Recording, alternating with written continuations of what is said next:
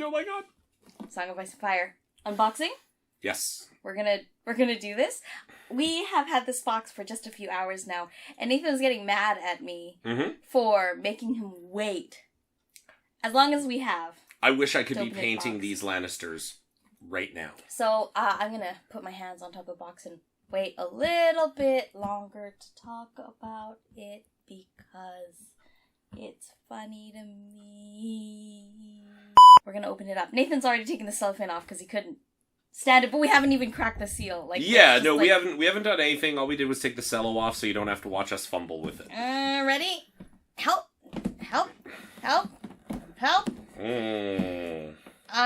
How many professionals does it take to open a box? Not a joke. Genuine question. All right. Look at the art. It is so beautiful. We'll just keep the stuff hiding the minis for a little longer and flip the pages nice and slowly. You can go to hell. However, I did notice from the table of contents, that is 32 pages of rules. That's it. That's all. As we saw from Teri's meanderingly slow flip, we also have some nice pictures, some art, some demos. So, I mean, in terms of weight of rules, really light, which is fantastic. They've got the rules summary on the back of the book. I have a feeling they're going to be like... I know that when we played with Michael at CMON Expo, it was like they had little cards for this page as well, so it made it really simple. But it's really well summarized, and I think that's really nice. And the game is dynamic enough that makes sense. It's quick moving, and there's a lot happening, but it's so movement focused. I really love that. Okay. So then we've got cardboard tokens. 3 sheets of cardboard, lots of 2D terrain. So War Machine players, ain't you happy? But we're also like the cutouts you can always add to on top of it, and like do the trace out and build it up. Because I know at CMON Expo they were playing with 3D terrain. Yeah, absolutely. I do think that in the Kickstarter that they did, they had plastic pieces that were 3D terrain for these. What is super interesting is, to your point, you can lay out the 2D versions of them, put on top of them a 3D representation, so that way your battlefield actually looks interesting, and when a unit's going to be interacting, pop the 3D off, you still have the footprint, which is nice and easy. Super nice. Alright. These are stocks. Those are absolutely Oh stocks. man, look at them. Okay, I'm going to pull the cello off. They have instructions for putting them on back in the box. CMON does this really well with their miniatures. They always have like a really great way to store them. Their boxes are functional storage for games, unlike other games that have big holes cut in the front of them. Those are not even boxes. Like, you can't put stuff... If I cannot carry something in your box without that something falling out... It doesn't count. It's a bad box. It's a bad box. So I just took the tape off here so we could actually lift things up. You have standard D6s, which is the dice that you're using. A fat stack of cards. So these are going to be characters. They are going to be your tactic stacks. Actually really impressed with the size of that. Now over to you. Alright, so in the Starks, we've got the Emperors, the Stark infantry. Sworn swords. There's Sansa without her wolf on the base because some dude on the Kickstarter was like, her wolf is dead. Because as we have talked about before in this channel and everywhere else anyone will listen to us, the storyline of the game starts at the death of Robert Baratheon. Robert Baratheon, yes, okay. And so Lady's already dead. There is no wolf on her base. And the Starks, again, the quality of the plastic. I was gonna say, that first one might have been Caitlyn, actually, when you look at... No, this is Caitlyn. This is Sansa, because Sansa, I know for a fact, had the wolf on the base. Not there anymore. And Rob, what do we have here? What else do we have here? I'm presuming the rest of them are going to be in there. While you fiddle with that, I will go into, we have our movement trays in here. Now, even though this is a movement tray game, and as we can see, we have lots and lots of them. This game actually plays very similar to like a skirmish game in terms of its sensibilities. Units on movement trays have like, you know, they feel like you're moving. They feel free. It's not like old Warhammer Fantasy, which is my only frame of reference for other ranked games. So I'm not throwing shade. It's just that big units like that felt unwieldy. They felt like boats that had to kind of drift and they would slowly turn. Here, your units can just pivot on the spot and go. So even though you do have movement trays, think of them more like speed enhancers for the game. Each unit basically feels like it's an individual character. Okay, we're going to take the box away so you guys can see a little bit better. All right. So this is the one that's off his base, but I don't think he's miscast. I think that's the way he's supposed to look. Just very, very right over his shoulder. So that's a thing. So I just need to compare the size of the mountain and an actual dude on horseback. And checks out. Oh my god, checks out.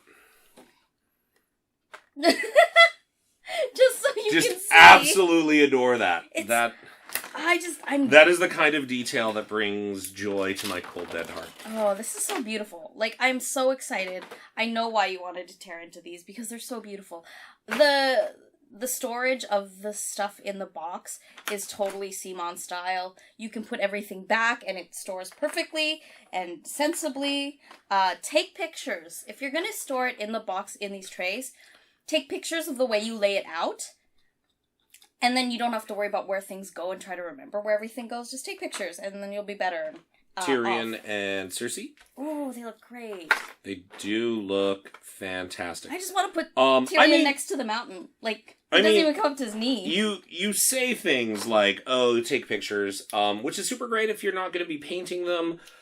You and I have an abundance of cases, so I'll guarantee that as soon as paint hits these models, they're just going in foam trays with everything else. It's interesting because this plastic feels more rigid than the CMON board game plastic miniatures. They do. They absolutely, I can tell the difference in the plastic. But I mean, like, you can even tell it at a glance, because for anyone who has Blood Rage, you know game that... we love. Oh my god, I love Blood Rage. You know that there is not a straight sword or spear to be found in that set, because the plastic is kind of a softer, more almost rubbery plastic. Mm-hmm. Not a problem with with a majority of the sculpts, but then you get to like the Raven Clan and all their spears are doing the letter C. Look at how straight the halberd is. And so, like, even at a glance, you can see that there are no bent halberds, there are no bent swords. Everything is just perfectly straight. And you know what? It's kind of what you want. It's going to look good when it's all painted up. And that's fundamentally the best part. Like, that's all we want, is our toys to look nice. Yeah, these are the Mountains Men. Yeah, so in that you have some halberdiers. So you have the champion, you got a couple of guys, you've got Jaime Lannister, the Mountains Men, Sworn Sword banners, and Mountain Men banner, and Halberdier banner. So we got lots of stuff there. The Mountain, Cersei, and Tyrion actually slides in here. By Jaime. He's right beside Jaime. That makes so much sense. Which, it's a nice touch. Even if that was literally just a functional thing, I like it. I like it. Makes me feel good. We played this game at CMON Expo. I'm going to post up the playthrough as well in the next few days. But we're so excited about this game. Mm-hmm. And like handling these minis, they are our minis. We will be putting paint on them. If you are not a painter, do notice that Lannisters are in a deep red plastic. The Starks are in almost like a bluish gray. You know, it's not fully gray, but it's not, you know, it's got a blue tinge to it. Which means that we could get playing right now. I mean, we won't, because I'm going to go prime all my Mountains Men, like, as right away. Soon as we're done. But we're also going to be posting painting tutorials as well for a lot of the stuff, like painting red and gold is one of the things Nathan does very well, and we've got a technique to do that. Hint, it's gold first. Always do gold first. Do not kill yourself doing trim at the end. Yeah. But yeah, so I mean, we're going to put some paint on these. We're going to make them ours. But these are in different colored plastics. Get playing right away. You know, can crack open the box.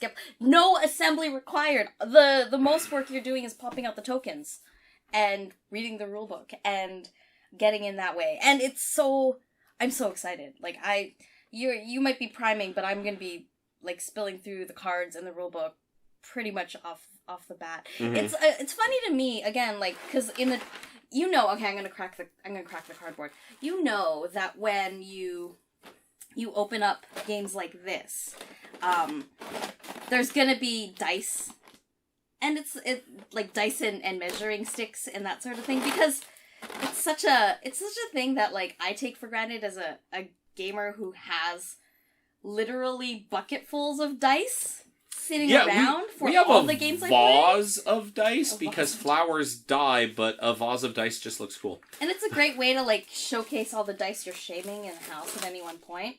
And we have tape measures, like, everywhere. You can't really go anywhere in our house without finding a tape measure somewhere. Ooh, oh, what's this? Reference cards. No, that's your board. Oh! That's the non-combat board. I feel like I want to laminate this.